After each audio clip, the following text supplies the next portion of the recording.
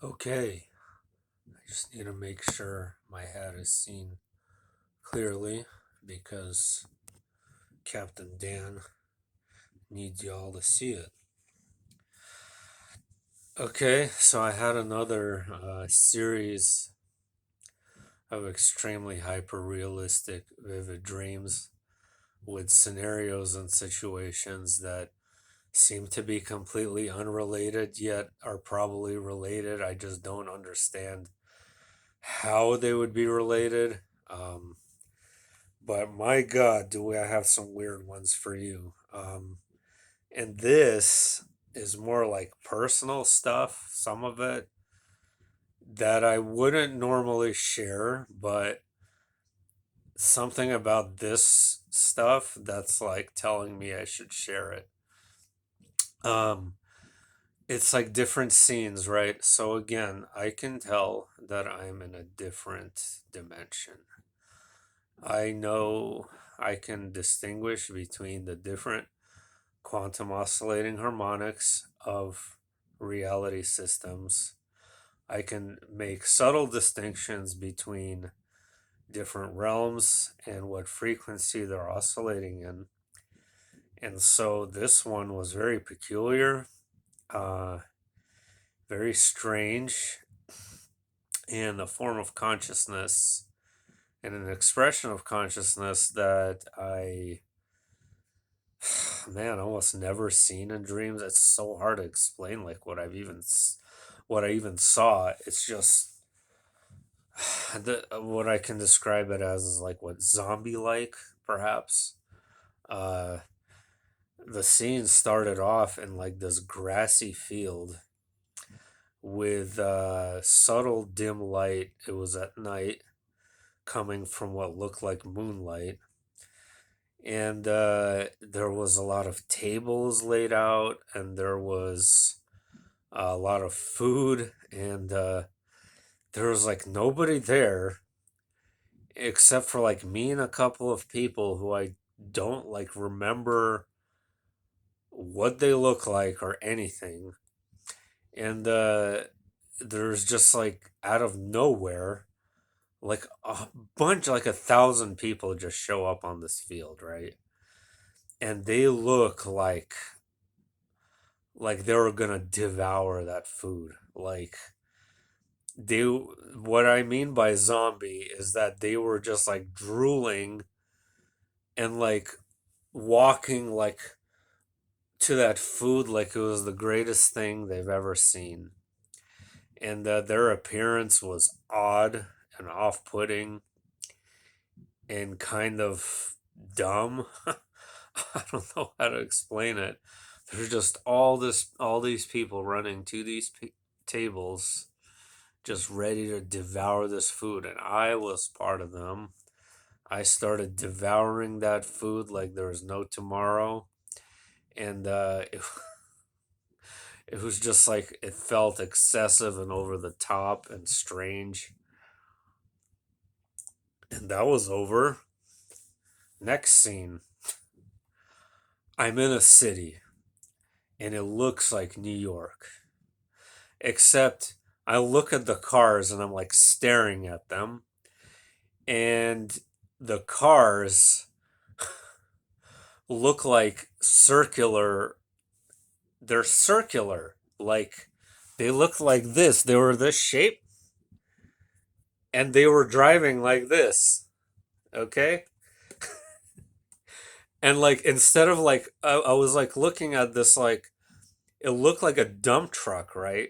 That was in this shape, and it was driving like instead of making a U-turn, it just like pulled itself all the way around and drove off. And I'm like, wow, man, how come we never thought of that? That is actually a brilliant idea. Just like maneuver the thing around so you won't have to make all these 3-point turns. And there's these like odd looking automobiles, circular in shape, all these bizarre colors uh, everywhere. And I'm looking around and I like walk around and I find myself in what looks like a veterinary clinic, I guess, or some kind of clinic setting, where there was people dressed in lab coats, and we were having these conversations that were just, oh my god, how hard is this going to be to explain? It's like it was completely different than the sort of expression of conversation that you would express here. It was something more like snappy, kind of more electric. It was more in your face. And I'm not talking about, oh, in your face, like, oh, I'm in New York and that's just how people talk there, which is true too.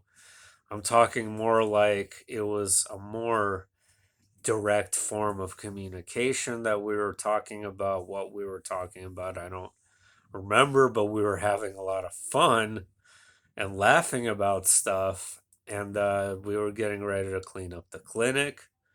We were like putting stuff away, and we go outside and we like find some friend who's taking us to a secret bar, a speakeasy, which is funny because a few years ago I worked at a location where directly behind me was a secret bar, like a speakeasy.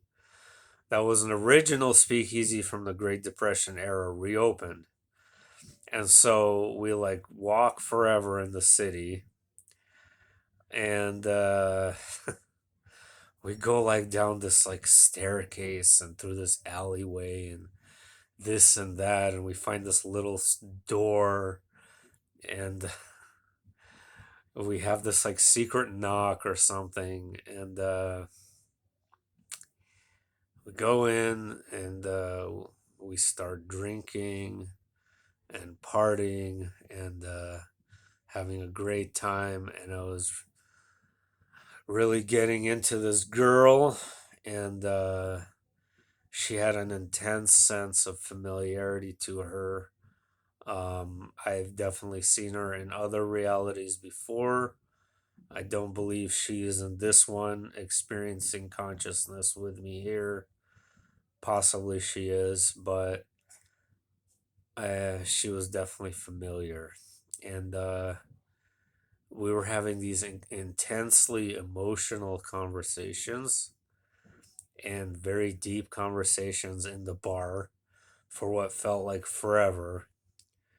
And it seems like some hours pass, and we're outside, and I thought,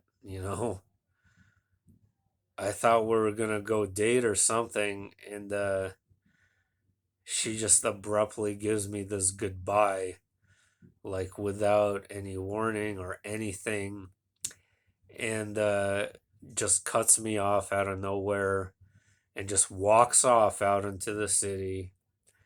And I remember in the dream just feeling this intense sense of rejection at that moment. Just intensely, like my stomach was just up to my eyes. I was just like almost about to cry. Really painful rejection because of how much I like this girl. And after that, I just wandered around aimlessly for a while, and that's when I came to. So, again, guys, like, how is this related? How are these different scenes related? Um, why am I tapping into this stuff? My hunch is that I just desperately want to expand and explore. And whenever I start getting an intense sense of feeling stuck down here, and it becomes too painful, that's when I notice a pattern and I see and I have these dreams where I could have a little escape for a while, because I feel like with my consciousness, I yearn for exploration, I yearn for adventure, and I love studying different expressions and manifestations of consciousness in the eternal now. I think that's how I've always been as a soul. I think that's how I will always be. And I think that soon I'll go home and be free again to do that. So we'll see. But New York is another thing. I've seen New York in so many dreams. There's something about New York, specifically, that is very much a dimensional gateway. There is something in that city that is very electric and magnetic.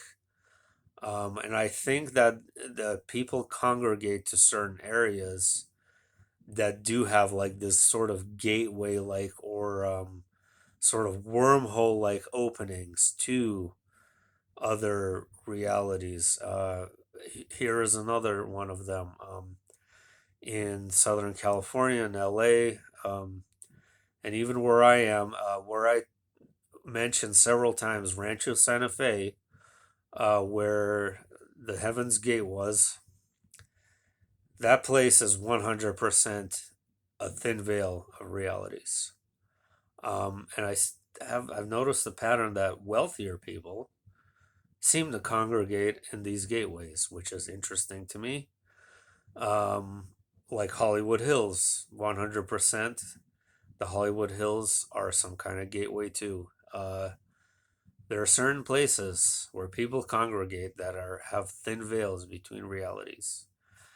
Um, Phoenix and Northern Arizona is another one. So that's it, guys. It's Dina's birthday, my wife's birthday, so I gotta go.